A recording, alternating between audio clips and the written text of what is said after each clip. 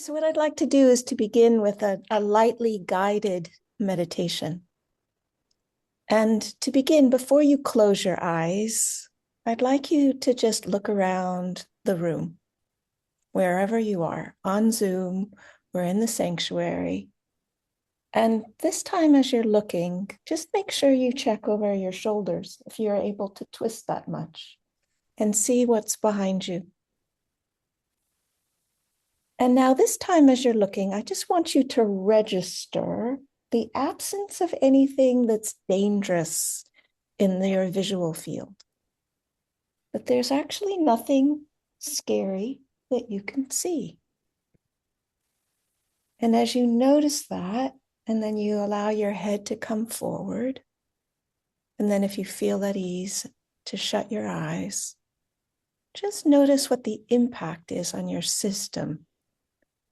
To recognize there isn't anything dangerous in front of you or around you that you can see.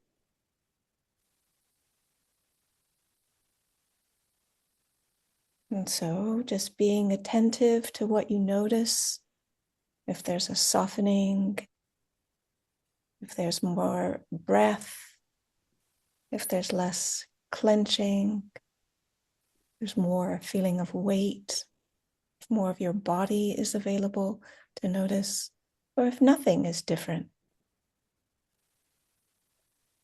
But just curious, just noticing.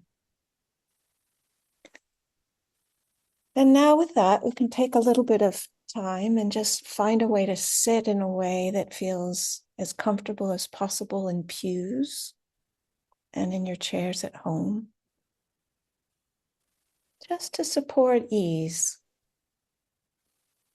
not wanting to make a heroic effort. We're wanting to be as relaxed and comfortable as possible and still be alert. And for me, it can help just feeling my feet on the ground, my weight in the chair. It can help just noticing body to body contact, skin to skin contact. And it can help when I allow my tongue to rest behind my lower teeth.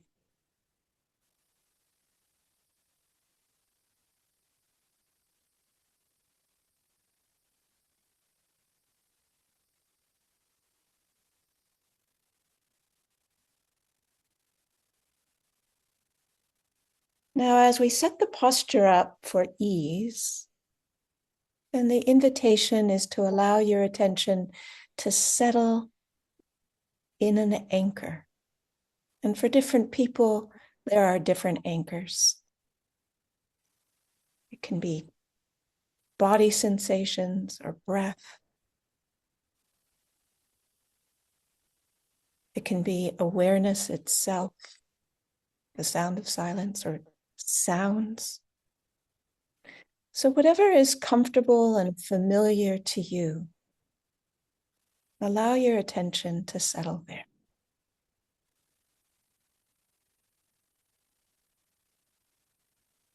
Letting the anchor support you, turning inwards, allowing the day to fall away.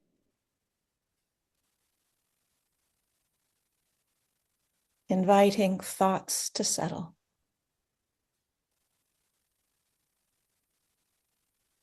And just being present with the immediacy of what's happening just right now.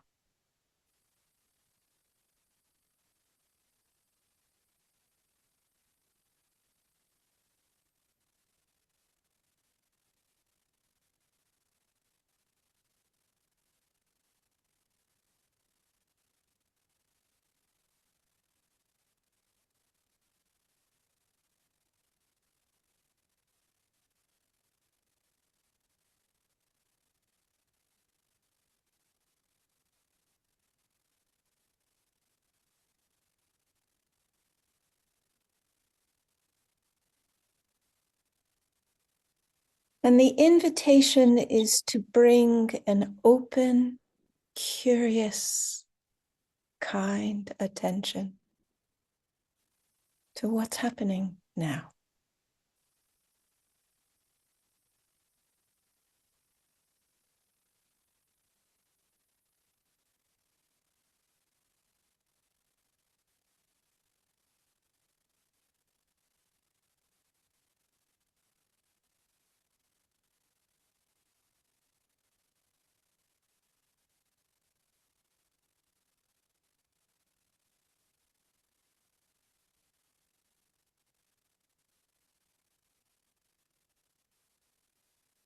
Allowing your anchor to support you to settle. Settle in your body.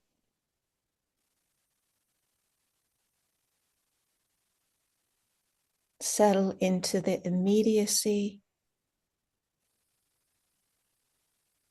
Settle into awareness and presence and kindness.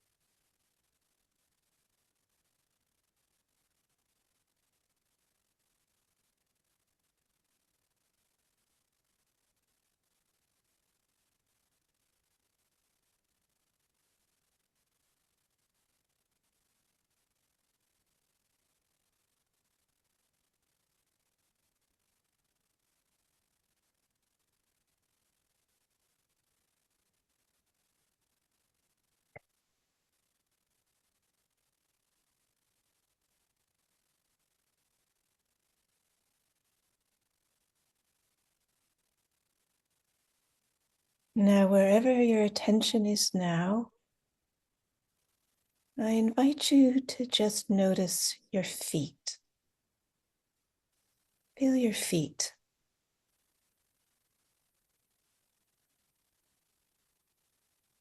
And bring your attention into your right foot. And feel it, notice it. Notice the shape and the sensations. And then into your right ankle.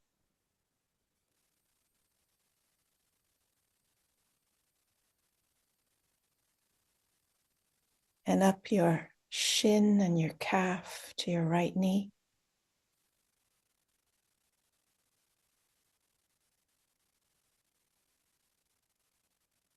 And then up your thigh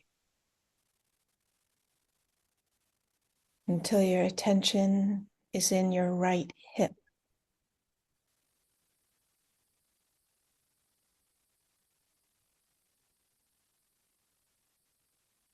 Now feel your right hand and your right wrist and forearm.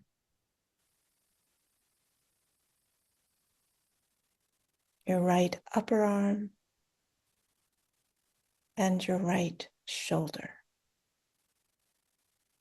Just noticing what's present. And now in your left shoulder.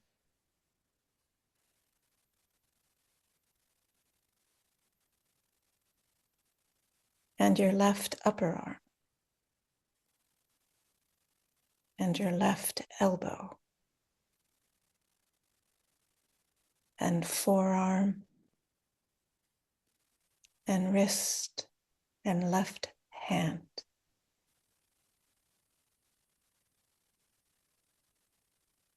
And now your left hip. And left thigh. And left knee. And lower leg. So you get to your left ankle.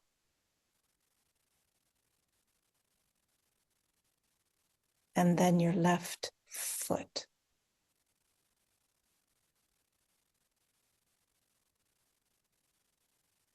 And now both feet together.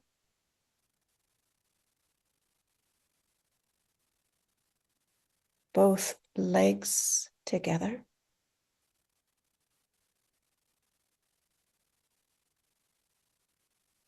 Both hands together.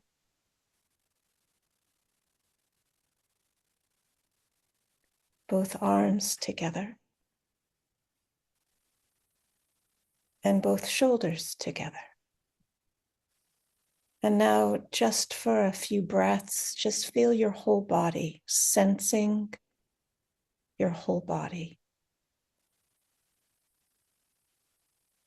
You don't need to make anything happen or make anything go away. Just open and sensing your whole body.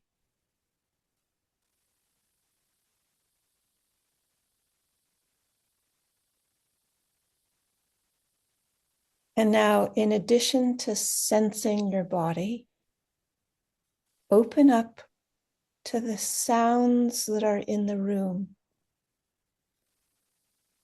In addition to the sound of my voice, the sound of your own breath, the sound of others' breath.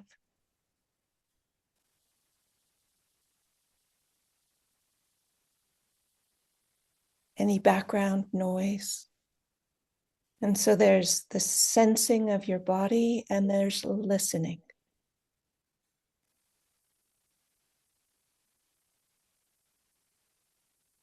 And now I'd like you to open your perception to the fact that we are sitting in a space with others. So keep your eyes closed and just open to the fact that there are others here present now.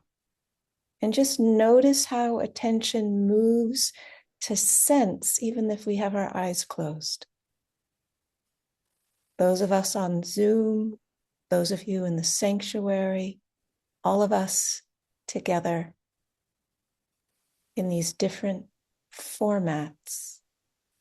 And so just notice how attention moves to sense the presence of others. And keep your attention rooted in your sensations and your listening. And now very, very slowly, just a tiny little bit. Open your eyes so you only see a tiny little bit of color and shape. Just the first fragments of color and shape. And notice how sight tends to pull our attention out.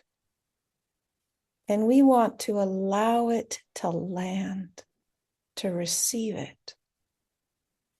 So when our attention is anchored in sensations and listening, and we open our eyes and allow sight to land, it doesn't have to pull us out.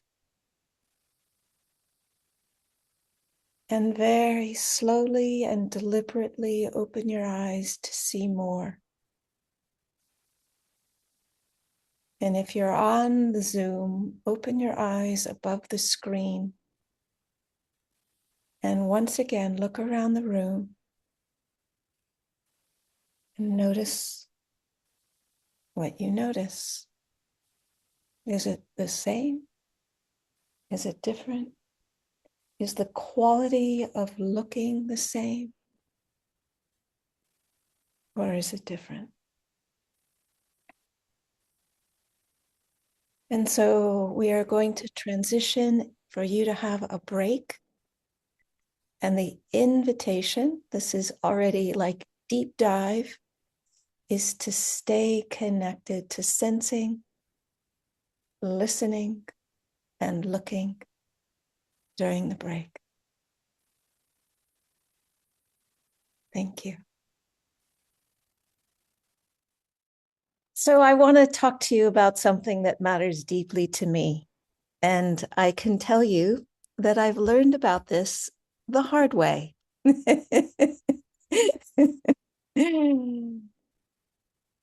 So I want to speak about wholeness, about what it takes both for individuals and communities to wake up and heal. And so I think we could spend a long time, and each of us would have our own stories about the ways in which meditation is extraordinary. It helps us develop the muscles of the mind within an ethical way of life.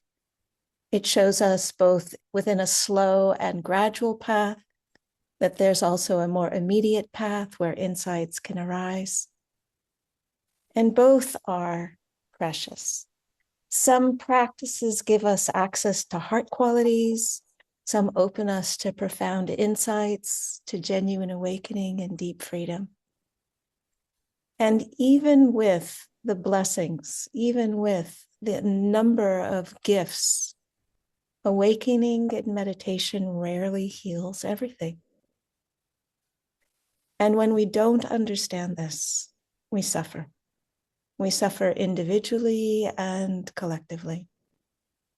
So I want to speak tonight about a framework that might make sense out of some of this territory. Not as a way of judging what's been, but as a way of clarifying what's possible going forward. So let's look at three structures that meditation, as powerful as it is, doesn't reliably heal on its own. You can have real awakening, genuine experiences of insight, decades of practice, and you can still find yourself hijacked by overwhelming reactivity, caught in very painful relationship patterns, carrying a deep sense that something is fundamentally wrong with you. And this is not a failure. This is the human nervous system meeting very early patterning. So the three things that it rarely heals is, number one is trauma. Overwhelming experience held in the nervous system. Trauma is not just that bad things happened. Trauma is overwhelming experiences that the nervous system is not able to metabolize. When something's too much, too fast, too soon, the nervous system cannot complete its natural protective responses. And they remain stored as implicit memory in the body. Sometimes it isn't something you experience directly, but what your ancestors experienced, and it got passed down on the DNA. But what it looks like, you can be clear, stable, present, and then something happens, a tone of voice, a situation, maybe even nothing obvious. And then all of a sudden, rage, or terror, or collapse, or disassociation. So here's the key point in trauma. In strong activation, the very capacity to observe often goes offline. The main muscle of meditation becomes unavailable to us. The prefrontal cortex connection needed for discernment and witnessing gets compromised. What that means is our discernment goes offline. We may have decades of practice and all kinds of tools, and we cannot remember a single one. It's not a failure of mindfulness. It's a reminder that mindfulness itself depends on conditions. So it's not that you're failing to be mindful, it's that the system hasn't shifted into survival mode, and why meditation alone is not always sufficient. So traumatic activation is not primarily cognitive. It lives in these other circuits in the brainstem and the midbrain and the limbic threat system and the autonomic nervous system. And so when the threat response is high, access to reflective awareness narrows, observing capacity can disappear, and the system prioritizes protection over accurate perception. Mindfulness can help before and after, but presence can help you orient and come back. But in the middle of that survival activation, there may be little or no observer possible. And even when witnessing is possible, observation alone doesn't necessarily complete the interrupted defense response, which is what the trauma activation is and never finished. So there's many different things that help. Some of them use different components of mindfulness to help you track. And there's a list of different kinds of therapies that are good with that. The key ingredients is that each one have staying safe in the present moment, going slowly, orienting and resourcing, and often co-regulation with another nervous system, so that you're not having to navigate this by yourself. Somebody is helping hold, titrate, and keep you safe. The second thing that meditation rarely heals, number 2, is attachment wounds. These are the things that we formed as kids to survive. Attachment in Buddhist language means identification with greed, hatred, and delusion. So within the Buddhist context, it's the source of all of our suffering. It's the thing that we are focused on getting rid of, reducing, eliminating, creating conditions for it not to arise. This attachment is the same word, but it has a very different meaning. And it's the bond that forms between infant and caregivers. For all mammals, it's crucial for survival. We have to have attachment in order to live. Because as infants, we were completely dependent on our caregivers for survival. We had absolutely zero capacity to take care of ourselves. So when attunement was inconsistent or frightening, intrusive, or absent, when safety or comforting or delight or encouragement, we formed strategies. I'll be perfect, so you won't leave. I'll need nothing, so I won't be disappointed. I'll be intense, so you can't ignore me. Each of these forms in response to the mechanisms of what was present and absent, and they were brilliant survival solutions and remarkably resilient. It's something like 70% of the attachment patterns that we developed as children are the ones that we die with.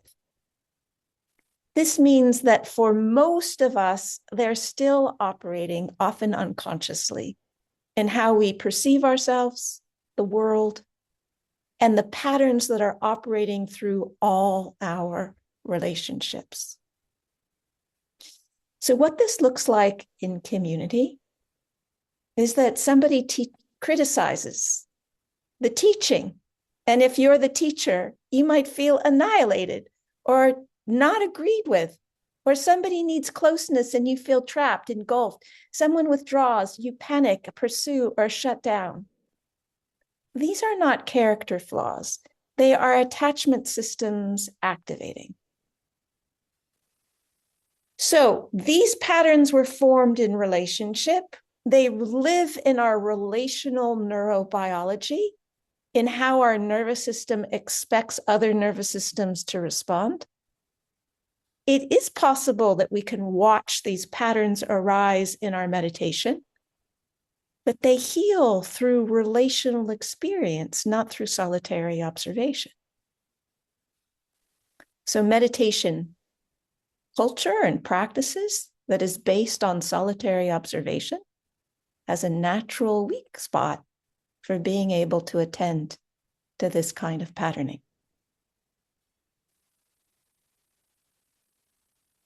So we expect teachers and awakened people to be relationally mature, and we can feel confused and hurt when they're not. And we don't have language for, yes, that person has genuine insight and an insecure attachment pattern. And so there are a whole bunch of things that can help that focus on repatterning the attachment, shifting the attachment. The third thing that meditation rarely heals on its own is narcissistic wounding.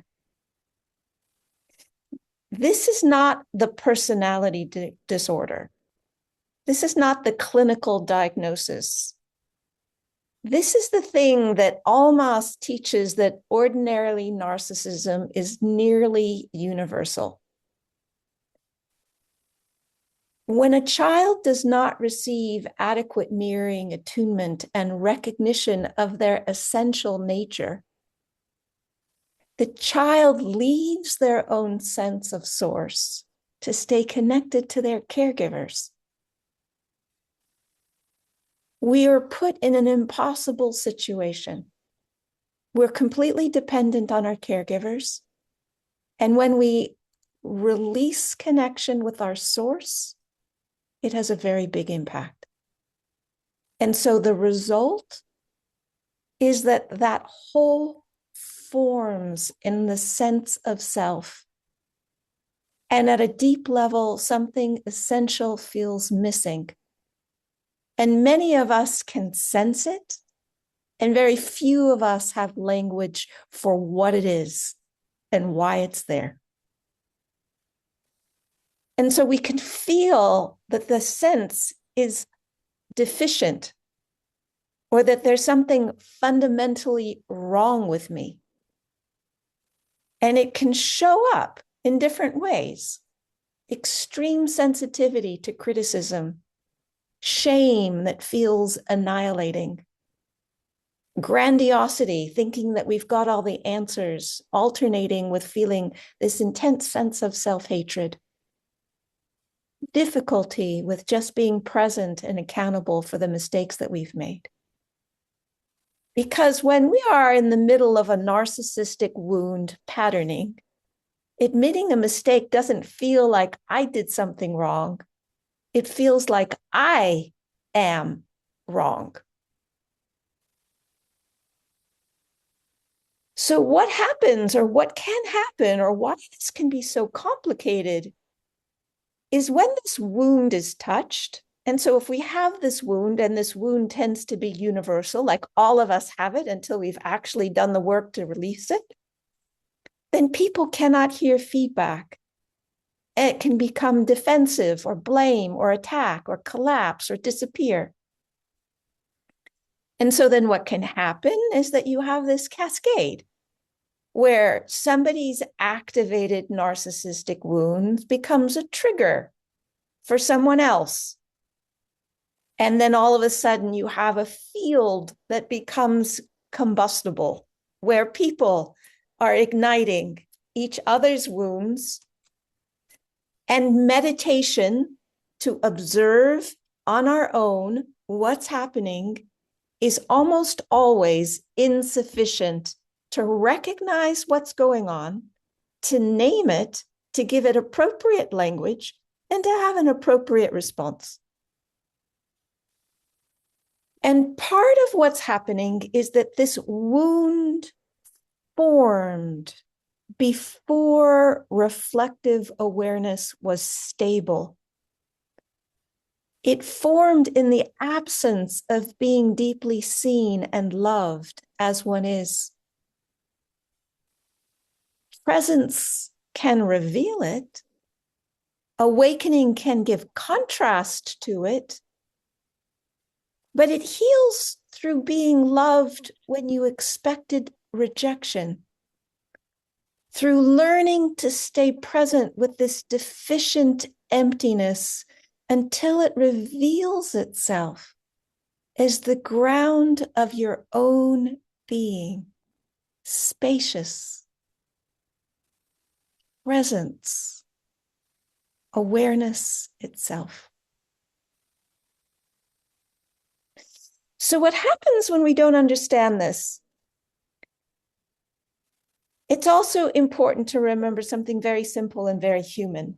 The language we now have for trauma and attachment in the nervous system is new. It's developed mostly in the last 100 years. The Buddha didn't use words like trauma or co-regulation or staying in your window of tolerance. But that doesn't mean that he didn't have an intuitive sense of these things. There's a really impactful story of Patachara.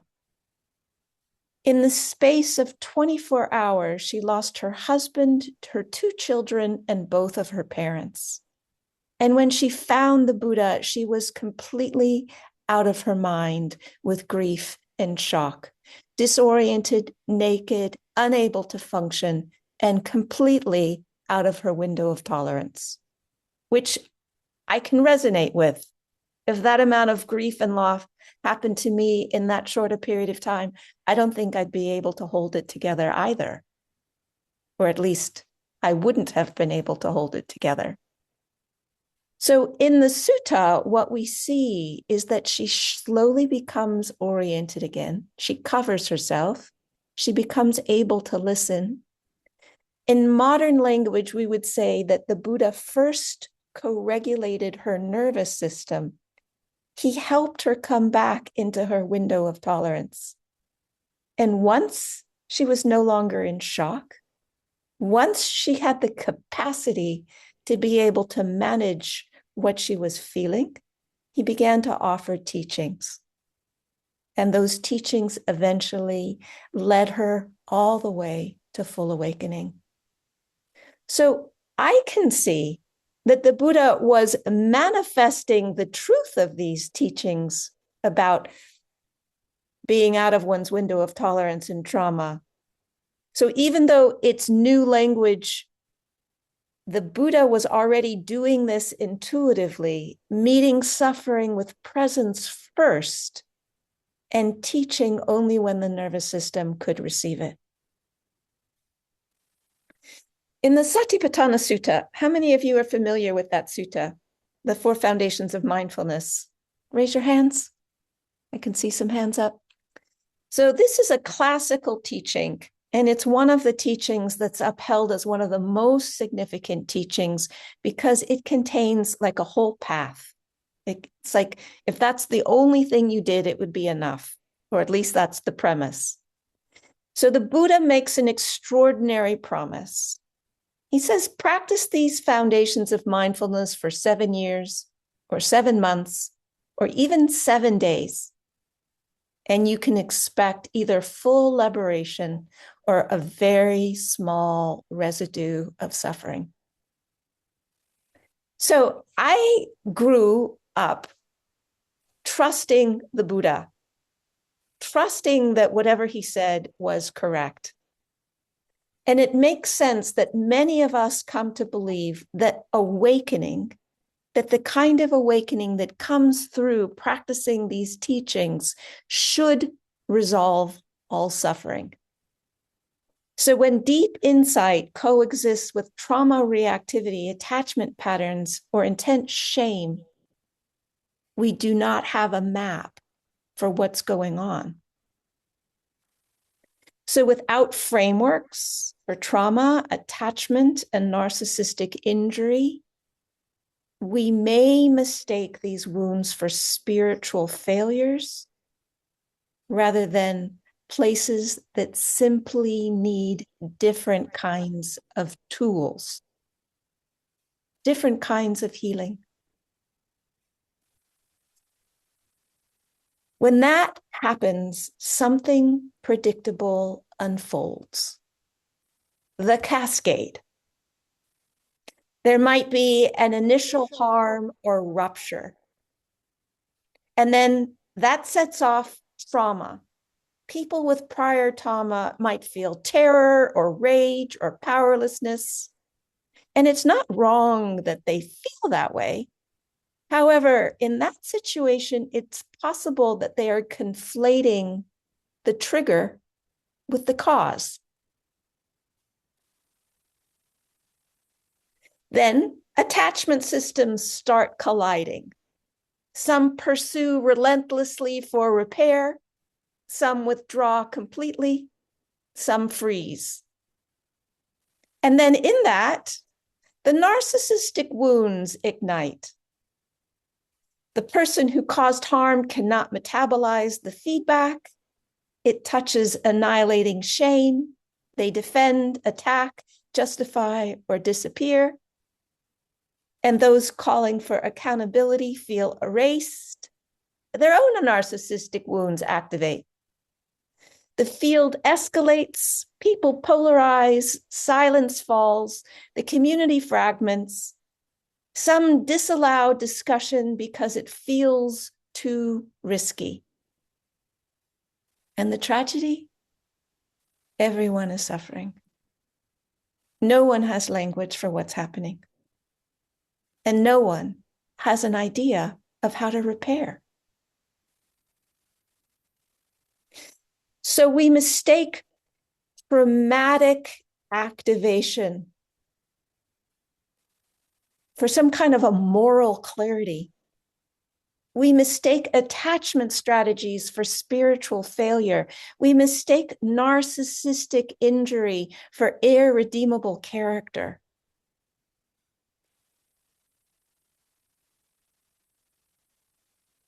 And so what we need is something that actually helps. Now, it is my personal bias and opinion, because it has been my personal experience, that attachment repair is the foundation. And here's the central point. When we have shifted our baseline pattern so that we feel an internal sense of safety, then it makes the trauma healing that we have a whole lot easier, both to recognize, to show up for, and to do.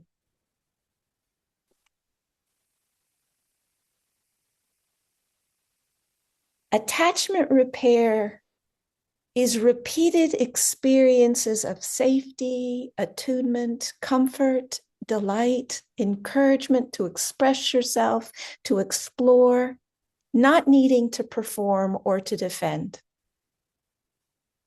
So trauma heals through co-regulation.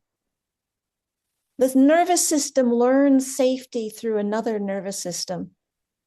When we feel safe enough in our own skin to allow another nervous system to support us to feel safe, the whole thing is a lot easier than when we don't.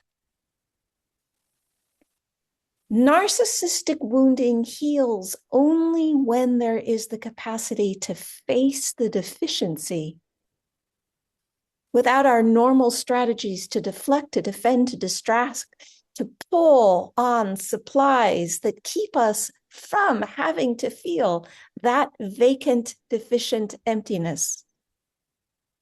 When we have the capacity, that thing that is so utterly terrifying transforms into this window and becomes a doorway where we can experience the transformation of what felt so excruciating becomes spacious awareness itself.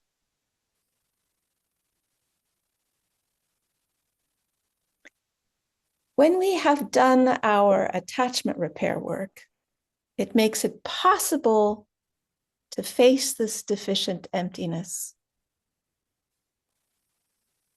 In my case, it wasn't possible before that shifted. Without secure attachment, shame can feel annihilating. Feedback can feel like an existential threat. Accountability feels impossible. When our attachment patterns shift to earned secure, where we have a sense of who we are, we have a sense of safety in our own skin, the nervous system can tolerate shame without collapse. The self can hold both worthiness and imperfection. We can face the truth without compartmentalizing. It builds the internal capacity to say, yep, I made a mistake and I'm still fundamentally okay. It builds the capacity to face the deficient emptiness without either terror or collapse or some of the other strategies that we have to distract ourselves from feeling it. So this builds the psychological foundation for humility, and it shifts from insight as something that we can touch as a fleeting experience to stabilizing it as the ground from which we live.